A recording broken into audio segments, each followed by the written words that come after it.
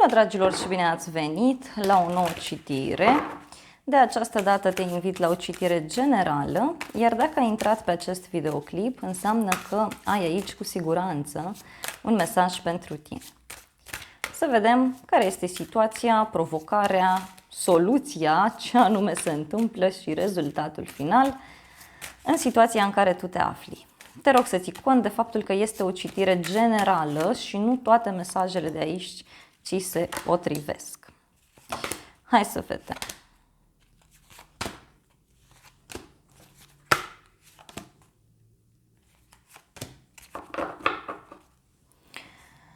Bun. Văd faptul că în momentul de față îți dorești foarte multă libertate. Da? Pentru unii văd că a apărut cineva nou în viața voastră sau urmează să apară. Foarte mare speranță aveți din acest punct de vedere, dar văd și foarte multă bucurie pe care o aveți. Bucurie legată de bani, bucurie legată de abundență, da? V-ați recăpătat puterea, v-ați recăpătat starea voastră de bine. Unii văd că încercați să găsiți soluții din punct de vedere spiritual sau energetic. Încercați să vă găsiți sinele vostru superior și să vedem situația. Situația, văd aici niște discuții care au avut loc sau care au loc în momentul de față. În familie, în casă, în relația cu persoana iubită, în relația cu un prieten. Niște discuții care țin de muncă, poate. Unii poate nu vă simțiți apreciați, nu vă simțiți suficient valorificați, da? Poate la muncă, știu eu, vrei mai multă apreciere, vrei mai mulți bani sau vrei să faci ce-ți place. În relația de cuplu, la fel, văd aici niște discuții care să știi că țin de faptul că cineva nu-i serios. Cineva nu e serios, nu e serioasă. Hai să vedem care e provocarea. Bun, provocarea ține de sinceritate, simt eu aici. Provocarea ține de sinceritate. Cineva trebuie să dea dovadă de sinceritate aici, de claritate.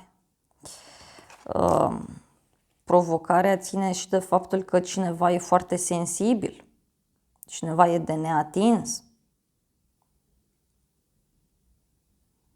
Sau că cineva, da, își folosește anumite caracteristici, anumite calități sau defecte, mă rog, pe care le are, tocmai pentru a-l ameți pe celălalt, tocmai pentru a-l face să acționeze cumva într-un anumit mod.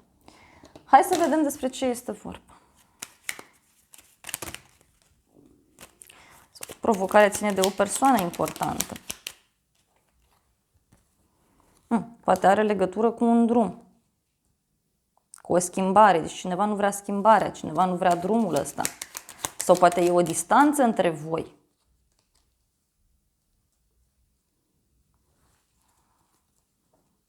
Cineva își dorește un drum sigur, cineva își dorește ceva sigur, dar pe acolo nu se întâmplă lucruri.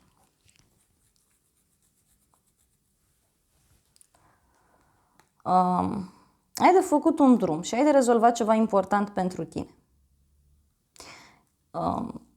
Aștepți un răspuns de acolo și uite, chiar și chestia asta te poate agita.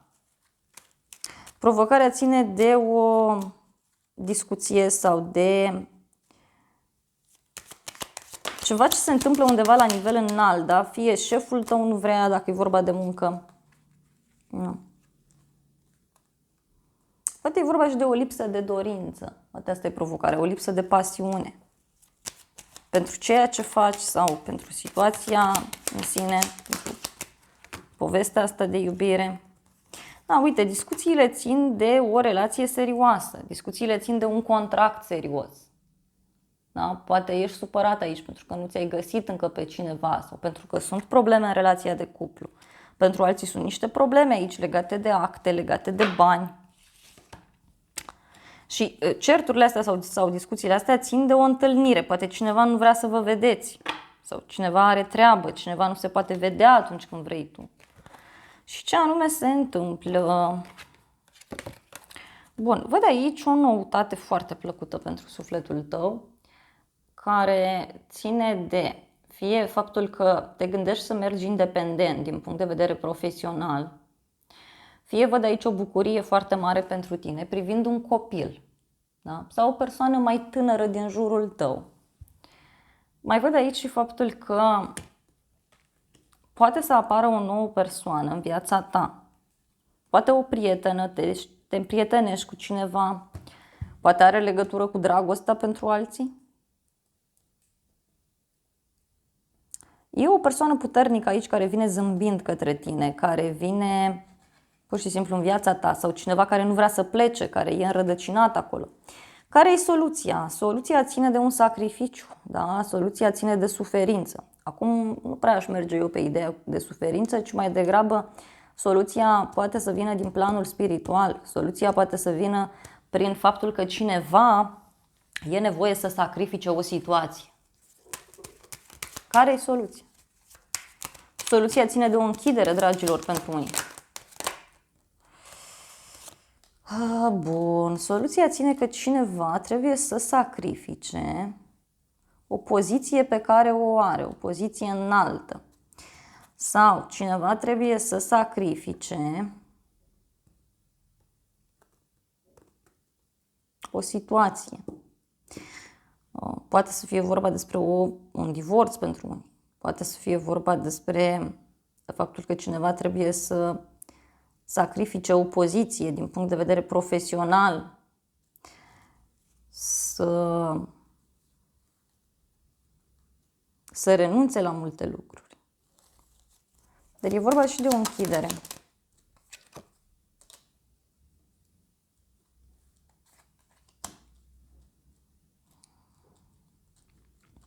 Soluția poate să vină prin ideea aceasta ca cineva să meargă să se informeze, să vadă exact cum stă treaba în relația asta, cum stau lucrurile aici. Dar dacă ești într-o relație și persoana respectivă tot spune că ba vrea ceva serios, ba nu mai vrea, atunci să știi că aici fie când te vede cu altcineva sau când o să conștientizeze că poți să-ți găsești pe altcineva, abia atunci se aprinde, abia atunci reacționează. Hai să vedem ce se întâmplă. Uite, văd o persoană care îți vine în casă, da? Sau cineva care nu vrea să plece din viața ta, din casa ta, e înrădăcinat acolo. Și uite, pe neașteptate apare o surpriză, o închidere surpriză, o transformare. Care are legătură fie cu o persoană mai în vârstă, fie are legătură cu o problemă veche, cu o suferință veche, o surpriză într-un loc vechi.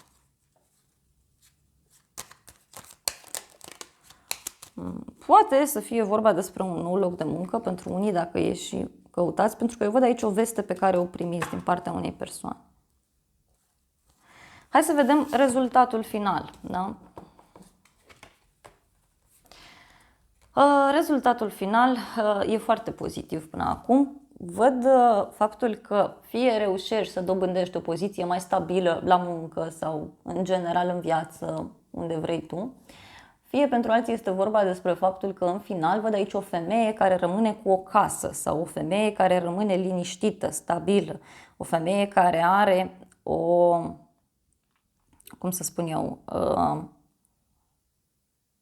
are casa ei, are familia ei, văd liniște, văd pace, stabilitate. Da, dacă ești femeie, mai ales aici, să știi că lucrurile vor fi bune pentru tine. Și să vedem surpriza. Surpriza ține de bani, deci îți vin bani. Sau rezolvi ceva legat de o casă, de o sumă de bani. Se vindecă o situație. Cineva te poate ajuta cu o mutare sau cu un sfat financiar.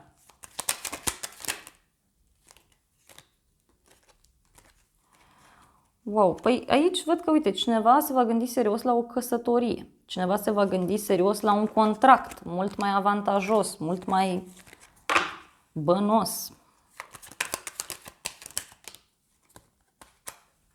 Și banii aceștia țin fie de o moștenire, fie de un bărbat mai în vârstă.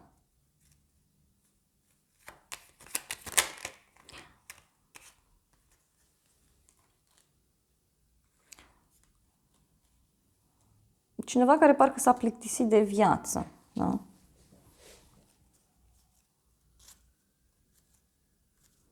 Un ajutor financiar din partea unui prieten, mai văd pentru unii dintre voi.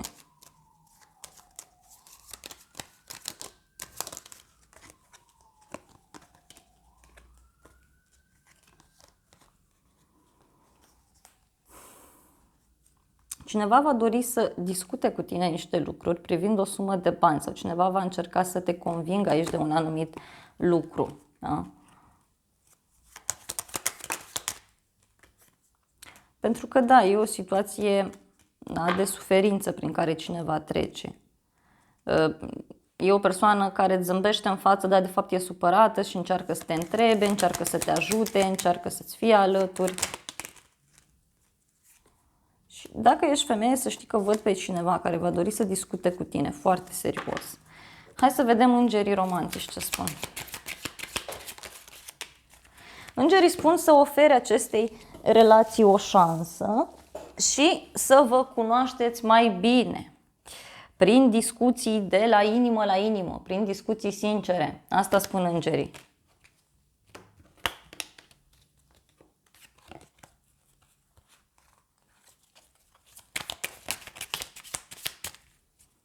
Să rămâi optimist.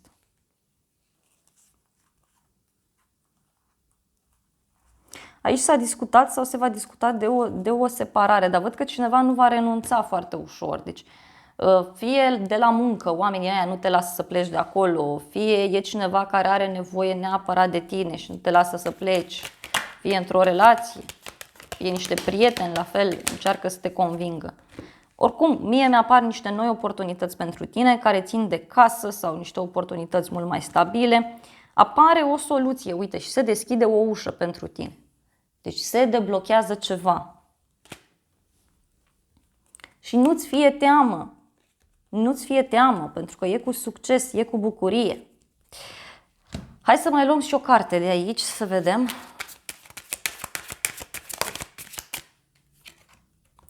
Uite, o surpriză foarte mare pe care o ai. De la un bărbat brunet sau de la o persoană cu părul închis la culoare. Uite, și are legătură cu un suflet geamăn, deci e cineva care îți seamănă foarte bine. E o persoană foarte valoroasă, uite, care vrea cu adevărat ceva serios cu tine. Deci, atunci când te aștepți mai puțin.